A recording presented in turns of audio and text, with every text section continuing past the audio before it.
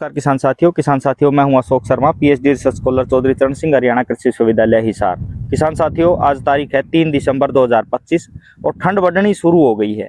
किसान साथियों, इन दिनों में सरसों में कौन कौन से रोग आ सकते हैं और हम रोगों के आने से पहले उनकी क्या हमें किसान क्या क्या एहतियात बरत सकते हैं जिससे कि खेत के अंदर रोग ना आए और उनकी क्या क्या रोकथाम कर सकते हैं, ये जानने के लिए हम पहुंचे हैं डॉक्टर राकेश पुनिया जी के पास। डॉक्टर साहब से जानेंगे कि इस समय कौन से रोग आ सकते हैं और किसान को क्या क्या सावधानियां बरतनी चाहिए। नमस्कार डॉक्टर साहब। नमस्कार किसान भाइयों, जैसा कि आपको पता है, जो किसान भाई समय की बिजाई कर चुके थे उनके खेत में अभी 40 से 45 दिन की क्रॉप खड़ी है, फसल खड़ी है। किसान भाइयों, मैं बताना चाहूँगा, अब जैसे 45 से 50 दिन जब आपके बिजाई के हो जाएं तो एक तनागलन रोग आता है, हर बार आता है वो सरसों में। तो उसको रोकथाम के लिए आपने 45 से 50 दिन पे ही उसका छिड़काव करना होता है।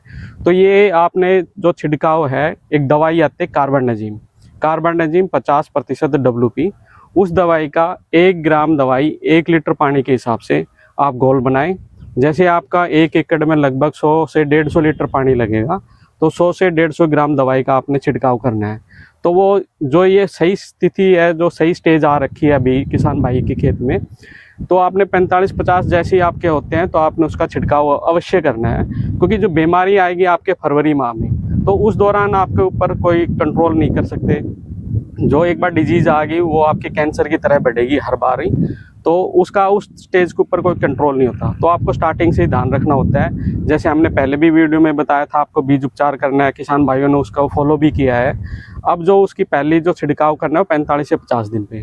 दूसरा, इसका छिड़काव जब आपके 65 से 70 दिन हो जाएं तब आपने इसका छिड़काव करना है। इसमें आपने बीमारी की प्रतीक्षा नहीं करनी, भाई बीमारी आए तभी आपको छिड़काव करना है।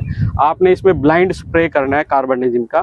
तो ये 2 स्टेज पे आपने अवश्य ये 2 छिड़काव करने हैं। दवाई रहेगी कार्बनडाजिम 50% WP, 1 ग्राम दवाई 1 लीटर के हिसाब से। दूसरा, जैसे अभी आपको देख ही रहे हैं, पिछले 2-4 दिन से वातावरण में बहुत ही अनुकूल परिवर्तन आ रहे हैं। जैसे ही टेम्परेचर घट रहा है, तापमान, दिन का तापमान भी कम हुआ है और रात का तापमान भी, और रात को फॉग भी, जो धुंध है, मॉइस्चर भी आने लग गया है। तो उस स्थिति को देखते हुए अभी किसान भाइयों सतर्क रहें।